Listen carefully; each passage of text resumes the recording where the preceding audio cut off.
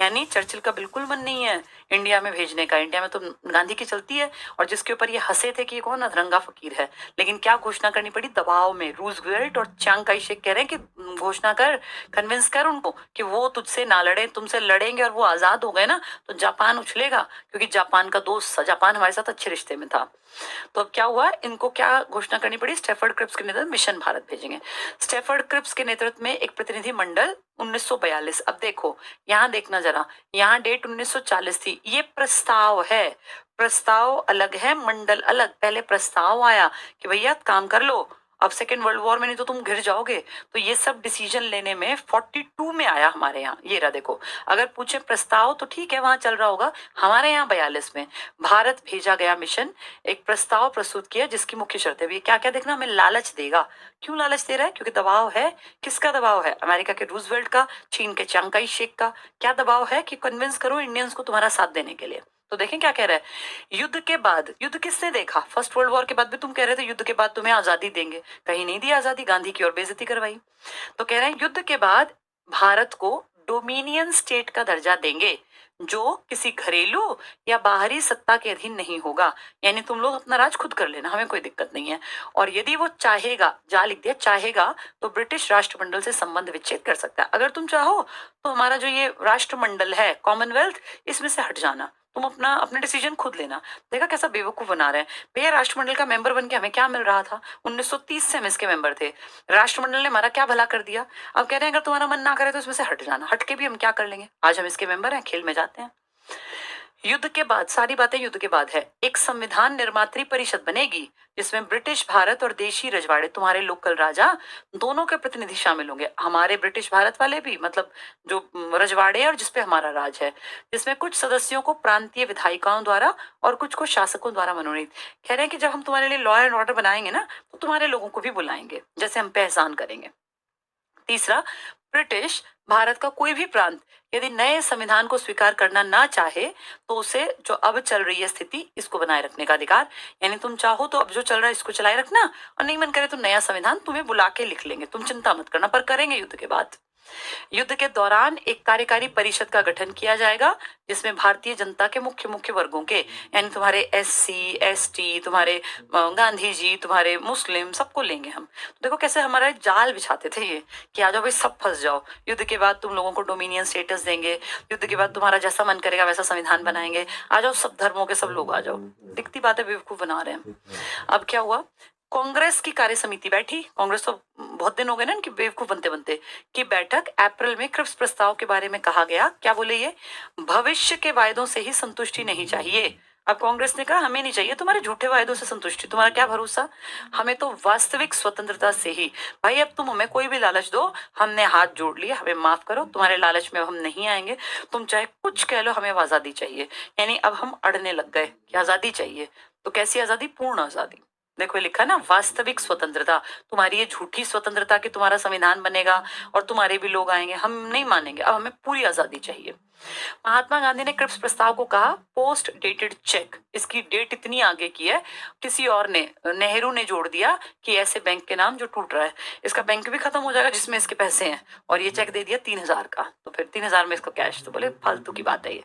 अब शुरू हुआ भारत छोड़ो आंदोलन। गांधी ने देखा सही मौका है, दबाव में है, दुखी हैं, इस टाइम पे सही वार होगा। तो क्या कहते हैं, भारत छोड़ो आंदोलन। गांधी जी द्वारा आर पार की, करो या मरो, अब हिंसा। अब कह रहे हैं कि अब टाइम नहीं है कि अहिंसा, जब समय समय था मैंने बोला, अब कायर मत बनना। सेकेंड वर्ल्ड वॉर के दौरान गांधी को इस बात का विश्वास हो चला कि भारत में अंग्रेजों की उपस्थिति जापानियों के आक्रमण की दावत सिद्ध होगी। क्यों? क्योंकि जापान ब्रिटेन से चिढ़ता है और जापान के साथ लगातार कांटेक्ट में है हमारे सुभाष चंद्र बोस। बोस ने जापानियों को यही तो कहा था कि आपका दुश्मन है ब्रिटेन, और ब्रिटेन मेरा भी दुश्मन है, और अगर मैं और आप मिल जाएं तो ब्रिटेन से भारत को आजाद करा लो। इसकी बहुत बड़ी ताकत तो भारत है, सारा पैसा जो ये खाता है, जो ये इतने हथियार खरीदता है, इसका सोर्स ही हम है। मैं आपके साथ हूँ, इंडियंस को मैं आपके साथ कर दूंगा, बस मुझे मदद दे देना। गांधी और सुभाष दोनों की विचारधारा अलग थी। गांधी को फील हुआ कि जापानी हमारे ऊपर अटैक करेंगे, करेंगे तो ब्रिटेन के ऊपर, लेकिन मरेंगे हम। तो उन्होंने क्या कहा, दावत सिद्ध होगी। उन्होंने अंग्रेजों से कहा, वे मतलब तुम अंग्रेज, भारत को ईश्वर के हाथों में छोड़ दो, आधुनिक शब्दावली में अराजकता की स्थिति में छोड़कर चले जाओ।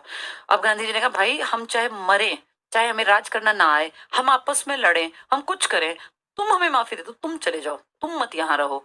तो अंग्रेज क्या दिखा रहे थे कि हमें तो आपकी चिंता है जी, आपके देश में कलेश होगा, ये होगा। गांधी जी ने कहा चेक कुछ होता, हम मरते हो ना, हम मर जाएं, तुम मत आना, तुम चले जाओ। 14 जुलाई 42 को वर्धा, वर्धा महाराष्ट्र में है, आयोजित कांग्रेस कार्य समिति की बैठक में भारत छोड़ो आंदोलन, जुलाई में देखो, अगस्त में शुरू हो गया, प्रस्ताव पारित किया गया। लेकिन इससे पहले 27 अप्रैल, अच्छा एक और बता दूं मैं आपको बात, कुछ लोगों ने गांधी को कहा कि गांधी तुम्हारा तो यही काम है, तुम 16-17 से ये काम कर रहे हो और तुमने आज तक कौन सा स्टेप अच्छा लिया? तुमने असहयोग चलाया, फेलियर। तुमने सविनय अवज्ञा चलाया, फेलियर। तुमने व्यक्तिगत सत्याग्रह चलाया, फेलियर। अब तुम्हारा ये भी फेल होगा।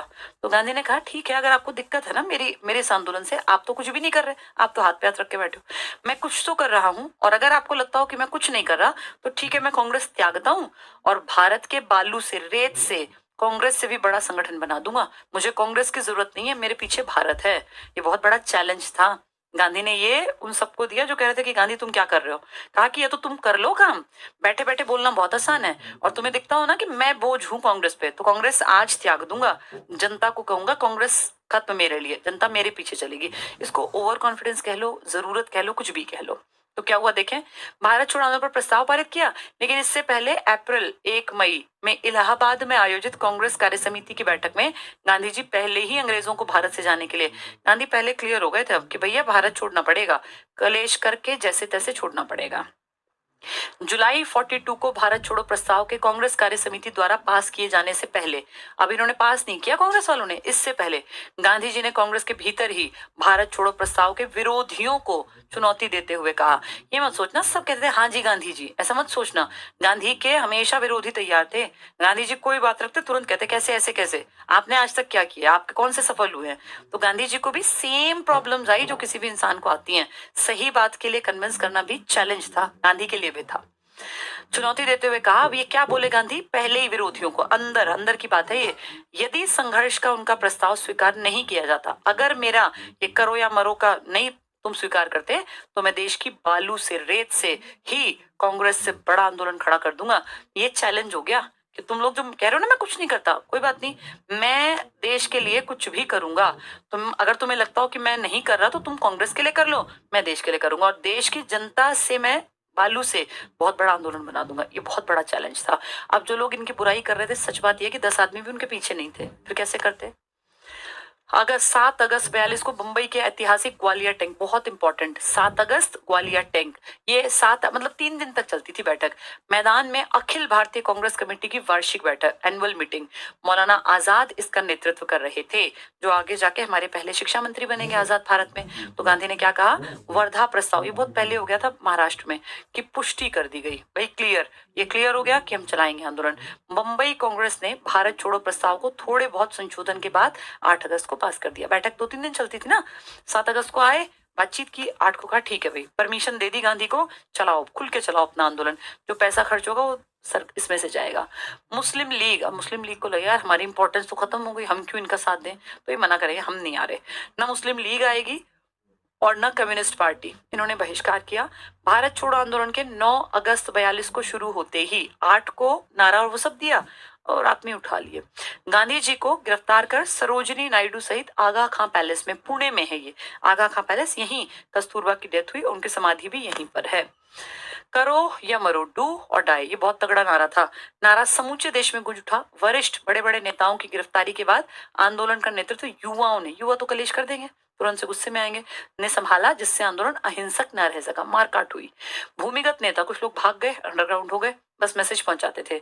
भूमिगत नेता जिसमें सुचेता कृपलानी, इसकी पत्नी जेबी कृपलानी की, छोटू भाई पुराणिक, बीजू पटनायक, जो उड़ीसा के अब 24 साल सीएम रह गए ना, नवीन पटनायक, उनके पिताजी बीजू पटनायक, उन्हीं के तो बीजू जनता दल है। ये उस टाइम देखो ऐसे ही नहीं मिलती बेटा, ये सब चीजें, इन सब का बैकग्राउंड होता है। बीजू पटनायक ने अपने बेटे के लिए बैकग्राउंड बना रखा था, जो 24 साल राज कर गए, ऐसे ही नहीं है कोई नॉर्मल आदमी। देखो गांधी के साथ ही थे, कंधे से कंधा मिला के चलने वाला आदमी था बीजू पटनायक। और आरपी गोयनका, तो गोयनका कितने बड़ी बड़ी फर्म्स तो चलती हैं गोयनका की, भी शामिल थे। बम, गोला बारूद जैसी सामग्री एकत्रित कर गुप्त संगठनों में बांटते थे। तो इसका मतलब अब मारकाट पे बात है, भैया बम पटाखे दे के आ रहे हैं कि लो जरूरत पड़े तो बम से उड़ा देना। पहले थोड़ी करते थे ऐसा, पहले तो शांत थे। आंदोलन के प्रति सरकार की दमनात्मक नीति, सरकार ने कहा जहां मिले मार दो जान से। गांधी जी ने आगा खां पैलेस में 21 दिन का उपवास किया।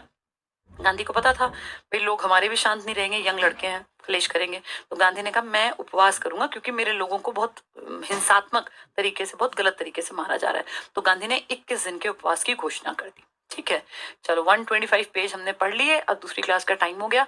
126 से 143 इसको कल पढ़ेंगे। कहानी मैंने आपको सुना दी, अभी बहुत स्पीड से पूरा होगा।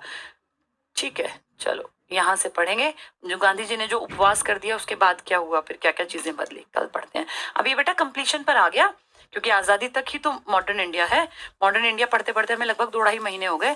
हमने स्टार्ट किया था पीडीईडीएफ से, पुर्तगाली, डच, इंग्लैंड और डेनमार्क और फ्रांस से। 1498 से कहानी स्टार्ट हुई थी। अब 19 आज जो हम पढ़ रहे हैं 1942-43 की घटनाएं हैं। 47 तक को हम मॉडर्न मानते हैं। उसके बाद तो फिर आजादी के बाद का भारत है, वो पॉलिटिकल साइंस का हिस्सा है। ठीक है।